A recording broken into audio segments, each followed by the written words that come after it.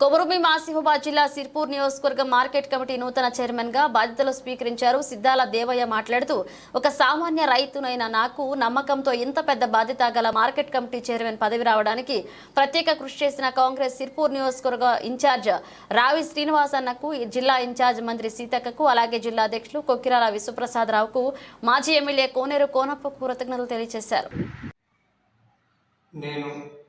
నా పేరు సిద్దాల దేవయ్య, మా మండలి కోటాల, గ్రామం కోటాల.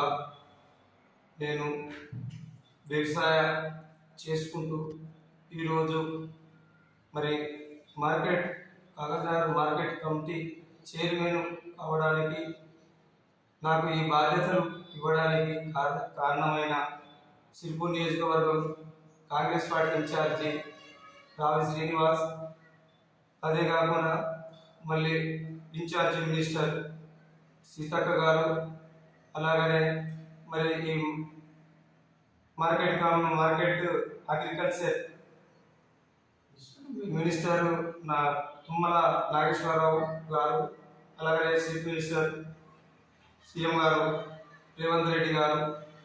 వీరు ఒక రైతు కుటుంబం నుంచి వచ్చిండు. రైతు కుటుంబం నుంచి రైతు కష్టాలు నష్టాలు అనేది తెలుసు కనుక ఈ దేవయ్యకు ఈ చైర్మన్ పదవి ఇస్తే ఈ పదవికి అనుకూలమైన మనిషి అని చెప్పి నా మీద నమ్మకంతో ఈ చైర్మన్ బాధ్యతలు నాకు ఇచ్చింది కనుక వారందరికీ నా ఉదయపూర్వకంగా నేను ధన్యవాదాలు చెబుతున్నాను. వాళ్ళ ఆదేశాల మేరకు నేను పనిచేస్తూ రైతు లేబర్లకు కానీ వారందరికీ కూడా అనుకూలంగా, ఖచ్చితంగా వారికి ఎలాంటి నష్టాలు రాకుండా, వారికి మంచి పోషణకి, మంచి పంటలు పండేయడానికి వారికి నేను కృషి చేస్తాను. నా ద్వారా మా కమిటీ ద్వారా మేము ఎంతమంది అయితే కమిటీ మెంబర్స్ ఉన్నామో, డైరెక్టర్స్, నేను, మా వైస్ చైర్మన్ అందరం కలిసికట్టుగా మేము ఈ సిర్పూర్ నియోజకవర్గంలో ఖచ్చితంగా రైతులకు మేము న్యాయంగా చక్కగా పనిచేసుకుంటూ రైతులకు దగ్గరుండి మేము వారికి ధర విషయంలో కానీ, గిట్టుబడి ధర విషయంలో కానీ మేము అన్ని రకాల వాళ్ళకు కృషి చేస్తాం. గవర్నమెంట్ నుంచి వారికి వచ్చే ఏమైనా బెనిఫిట్స్ ఉంటే ఖచ్చితంగా నేరుగా వారికి చేరేటట్టుగా మేము కృషి చేస్తాం. మేము వారికి అండదండగా ఉంది దగ్గరుండి వారికి మేము అనుకూలంగా పనిచేస్తామని నేను కోరుకుంటున్నాను. రైతులకు వచ్చే సీజన్ టైంలో మేము మా కమిటీ నియోజకవర్గం నుంచి ప్రతి మండలం నుంచి మా కమిటీ మెంబర్స్ ఉన్నారు.